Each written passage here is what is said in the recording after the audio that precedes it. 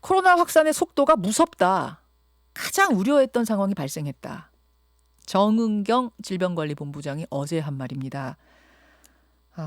지난주 금요일, 그러니까 14일 아침에 저희가 이재갑 교수 인터뷰할 때만 해도요. 하루 확진자 50명이었고 다만 조짐이 이상하니까 여러분 연휴 동안 주의하세요. 이런 방송이었죠.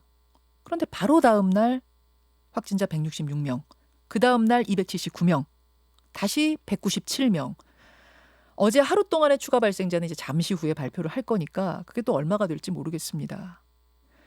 이번 확산의 특징은요. 수도권 중심이라는 것과 정광훈 목사의 교회가 핵심에 있다는 점, 이게 이제 특징입니다. 전 목사의 사랑제일교회는 지금까지 322명이 걸렸는데 이 교회 특징은 앞에서도 말씀드린 것처럼 종교와 정치가 결합된 형태라는 거예요. 일반 교회와는 달라요. 그 교회 신도뿐 아니라 전국에서 사람들이 모였다는 점, 일종의 추종자들이 모였다는 점, 강당에서 계속 숙식을 했다는 점, 그리고 제일 걱정되는 게 광화문 집회에 대거 참석을 했다는 점. 물론 그 자리에는 전 목사도 있었고 어제 확진 판정 받았죠. 그 집회에 수만 명이 모였습니다. 불특정 다수가 전국에서 모였습니다. 그리고 흩어졌습니다. 그래서 앞으로가 걱정입니다. 자, 중앙사고수습본부 연결합니다. 윤태호 방역총괄반장 만나보죠. 반장님 안녕하세요. 네, 안녕하세요. 네. 사실 8월 3일 날 윤 반장님이 그러셨어요. 이제 통제력을 회복했다. 저 그래서 안심했는데 이거 어떻게 된 겁니까? 네, 이 코로나19의 바이러스의 특성이 워낙 전파 속도가 워낙 빠르고 또 무증상 감염 또 증상 초기 감염이 있다 보니까 급속하게 확산되는 그런 특성이 좀 있습니다. 네. 그럼 8월 3일에는 정말 그 통제력을 회복한 것처럼 보였는데 그 사이 한 열흘간 폭발했다 이렇게 보시는 거예요? 아무래도 코로나19의 잠복기를 이제 고려를 하면 긴 장마 이런 이제 특성들이 있어서 실내 활동들이 예년에 비해서는 상당히 높았던 것 같고요. 이제 이로 인해서 모르는 상태에서 감염이 좀 급격하게 이루어졌고 특히 교회 어떤 집단에서 오랫동안 이제 같이 접촉을 하다 보니까 본인들도 모르는 사이에 감염이 상당히 잠재적으로 확산이 된 그런 부분이 있는 것 같습니다. 잠시 후 발표가 되겠습니다만 그 18일 0시 기준 확진자 수, 그러니까 어제 하루 동안 추가된 신규 확진자 수, 뭐 1시간 후면 발표가 되니까요. 대략이라도 지금 좀 알려주실 수 있을까요? 청취자들의 도움을 위해서, 경각심을 뭐 불러일으키기 위해서. 일단 저희가 지금 질본에서 지금 발표를 준비하고 있는 중이어서 정확한 것까지는 말씀 안 하셔도 되고요. 대략 100명대로 좀 줄어들었습니까? 아니면 두 자릿수 혹은 200명대로 늘어났습니까? 조금 뭐 그 부분은 제가 정확하게 말씀드리기는 어려운데 정확한 거 하실 필요는 없고요. 어제보다는 조금 더 늘 것 같습니다. 네. 어제가 197명이었으니까 그러면 200명대군요. 네네. 자, 그러면 하나하나 좀 풀어보죠. 지금 단연 주목이 되는 곳이 사랑제일교회입니다. 여기를 마녀사장 하자는 게 아니고 그냥 객관적인 수치가 그래요. 단일교회 관련 누적 확진자가 300명을 넘어서는 게 이게 예산 일은 아닌 거죠, 반장님? 네, 그렇습니다. 그렇죠. 네, 신천지 이후로는 가장 큰 집단 규모입니다. 그렇죠. 이 교회와 관련된 집회를 이끌었던 정광훈 목사 어제 확진 판정을 받았습니다. 근데 보건소가 아니고 일반 병원에서 검사를 했다고요? 네, 보건소에서도 받을 수도 있고 선별 진료소가 설치되어 있는 곳에서는 검사는 받을 수는 있습니다. 확진 판정 받고 나서 행적이 묘연하다 뭐 이런 보도가 있었는데 그건 아니에요? 그러니까 뭐 이분이 어디 뭐 숨어 있거나 뭐 잠적을 하거나 그런 건 아니었습니까? 모르겠습니다. 그 부분은 지금 이제 성북구에서 관리를 하고 있는데요. 저희들도 구체적인 사안에 대해서는 아직까지 공유는 받지 못했고 저희들이 알고 있는 바는 자가격리 통지서를 일단 수령을 했고 그 이후의 사항들은 자가격리 상태였던 걸로는 알고 있는데요. 구체적인 사안에 대해서는 저희도 아직까지는 공유는 되지 않고 있습니다. 그래서 밤에 이제 구급차가 가서 서울의료원으로 이송을 한 상태. 거기에 지금 입원을 한 거죠? 네네. 예. 전 목사의 부인과 비서도 확진 판정 받고 이분들도 같이 서울의료원에 입원을 한 겁니까? 구체적으로 어떤 병원에 입원했는지는 아직까지는 저희들이 연락은 받지는 못했습니다. 예. 아니 걱정이 되는 게 광복절 집회 영상을 보면은요. 단상에 올라서 마스크 벗고 연설을 하고 그 연설할 때 옆에 있던 여러 인사들도 마스크 안 낀 분들이 있었고 뭐 손도 같이 잡고 이러던데 그분들 전부 검사 어제 같이 받으신 겁니까? 일단 검사를 받기 전에 그분들에 대해서 아마 접촉자 분류를 해서 연락을 취해야 되는데요. 문제는 이제 방송으로 영상으로 확인된 분들뿐만 아니라 영상으로 확인되지 않는 여러분들이 아마 접촉을 하셨을 가능성이 높기 때문에 그렇죠. 그 부분이 저희가 제일 이제 어려워하고 있는 부분입니다. 대체로 어느 정도 될 거라고 좀 예상하세요? 전 목사와 접촉을 한 밀접 접촉자들? 글쎄요, 그 집회에 참여했던 규모를 저희들이 아직까지 다 파악을 하지는 못해서 그 접촉자의 규모, 특히 역학조사관이 역학조사를 통해서 아무래도 영상 자료 등을 뭐 참고를 할 수밖에 없고 또 그 집회에 참석했던 분들 중심으로 해서 인터뷰 등을 통해서 파악을 할 수밖에 없는데요. 네네. 지금 현재는 정확한 규모를 파악하기가 상당히 어려운 상황입니다. 야, 그게 더 걱정이네요. 이거 지금 정확한 수치를 알 수도 없고 거기에 뭐 건물처럼 CCTV가 다 있었던 것도 아니고 공개된 장소니까 오픈된 장소니까. 네. 근데 대체 왜 어제 점심때까지만 해도 자신은 15일 낮에 열린 광복절 집회 때까지는 자가격리 대상자가 아니었다. 그러면서 보건복지부 장관하고 서울시하고 고발하지 않았습니까? 네네. 진짜로 그때까지는 격리 대상자가 아니었던 거예요? 아니면은 격리 대상자였는데 통보를 못 받은 거예요? 어떻게 된 걸로 확인되세요? 아마 저희가 파악하기로는 교회 측에 직접 성북구청에서 공무원에 가서 전달을 한 걸로 알고 있고요. 저희가 파악한 거는 15일 전에요? 15일 2시경에 직접 전달을 한 것으로 알고 있고요. 그리고 이분이 아마 연락처가 있었다면 그 전이라도 문자 공지를 해서 자가격리고 검사를 받아라라는 안내문이 아마 나갔을 것 같은데요. 문제는 정광훈 목사가 그 교회에서 제출했던 그 명단에는 지금 누락이 되어 있어서 아마 그 부분은 좀 더 문자를 받았는지에 대한 부분들은 확인이 필요할 것 같고요.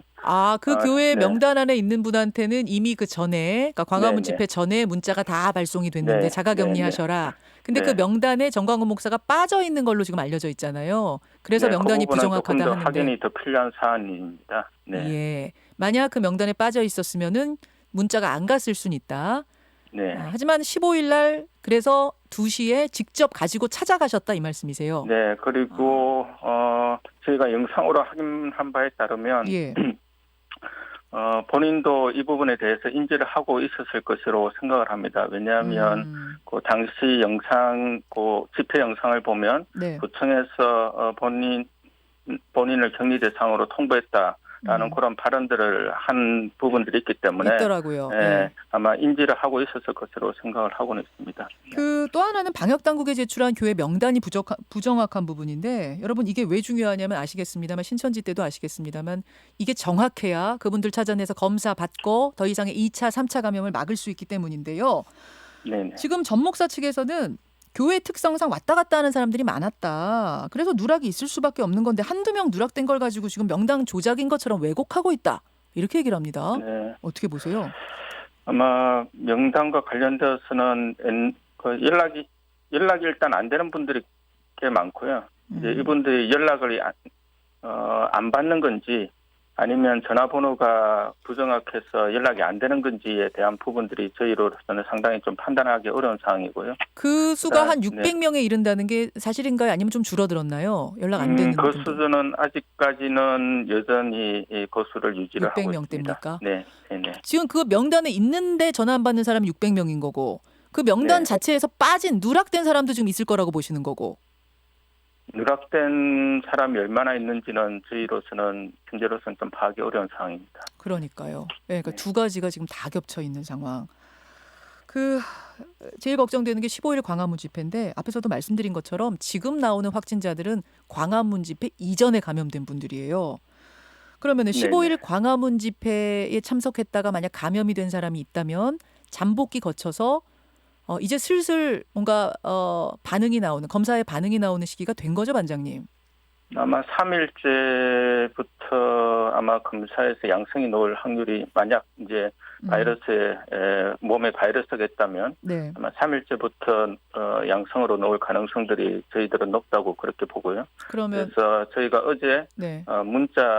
재난 문자를 통해서 광화문 집회에 참석했던 분들은 검사를 받으라라는 이제 그런 안내 문자를 일단 발송을 하였습니다. 예. 3일째부터면 오늘이 3일째입니다. 16, 17, 18. 오늘부터 만약 거기서 감염이 있었다면 오늘부터 네. 숫자에 잡힐 수가 있겠네요.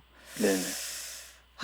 참 예. 지금 사랑제일교회도 뭐 교회 외에도 주목되는 곳, 걱정되는 곳들이 더 있는데 어디 보세요?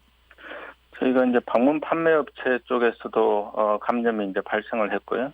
또 사랑제일교회 외에 이제 다른 교회에서도 네. 집단 감염이 계속해서 이제 발생을 하고 있습니다.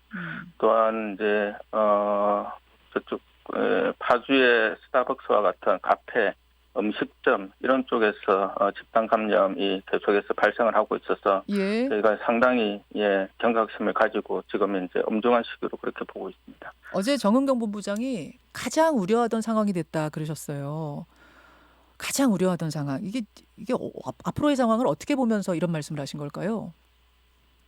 아무래도 대구 상황의 초기 단계와 상당히 유사한 그런 특성이 있고요. 지금 확진자의 증가 속도를 보면. 네. 그리고 대구의 상황들은 신천지라는 특정한 집단을 중심으로 해서 일단 집단 발생이 이루어진 데 비해서 물론 이제 수도권에서도 교회라는 사랑제일교회라는 집단의 대규모 발생이라는 부분들도 있지만 그 외에 이제 시설 그다음에 생활 영역에서 발생들이 이루어지고 있어서 상당히 저희로도 엄중한 그런 시기로 그렇게 인식을 하고 있습니다. 3단계 격상도 고려하고 계십니까? 네, 필요하면 3단계 격상도 이제 하는데 지금 이제 2단계가 완전하게 이제 이루어진 부분이 아닙니다. 그래서 저희들이 2단계를 완전한 2단계를 적용을 하는 그런 부분에 대해서 내부적으로 지금 이제 빠르게 지금 깊은 논의를 지금 하고 있는 그런 상황입니다. 3단계 가는 기준이 뭔가 보니까 하루 신규 확진자가 100명 이상으로 일주일 이상 지속되고 네. 확진자 수가 하루 만에 2배로 늘어나는 게 일주일에 네. 2번 이상 반복이 네네. 되고 네. 그러면 이제 3단계로 간다 이렇게 써 있더라고요. 네. 아직까지는 그 상황은 네. 아닌 거죠? 아마 일일 평균이라는 것이 하루의 그 숫자는 아니고요. 예. 저희가 일일이라는 것은 2주간 위험도 평가를 통해서 2주간 100명 이상이라는 부분이어서 저희들이 계속해서 확진자 수가 증가하고 있어서 그 부분을 계속해서 저희들이 질본과 함께 지금 논의를 하고 있는 그런 상황입니다. 100명 이상이 일주일이 아니고 2주일 이상입니까? 지침에 따르면? 3단계는 2주 이상으로 그렇게 되어 있습니다. 알겠습니다. 뭐 지금 예의주시해야 될 상황이네요. 그러면 지금은 뭐 봐야 될 상황이고 3단계로 가느냐 안 가느냐. 네. 병상이 걱정입니다. 이번에 이제 수도권에 집중이 되다 보니까 대구 때 우리가 겪었잖아요. 병상 부족하고 네. 의료진 부족하고 수도권은 네. 좀 나은 건가요? 어떻습니까? 저희들이 대구 경북의 사항들을 경험을 하고 그 이후에 권역별로 대응 준비를 계속해서 점검을 해왔습니다. 그래서 당시 어떤 2월달, 3월달의 상황에 비해서는 지금 이제 준비는 되어 있는 상황입니다.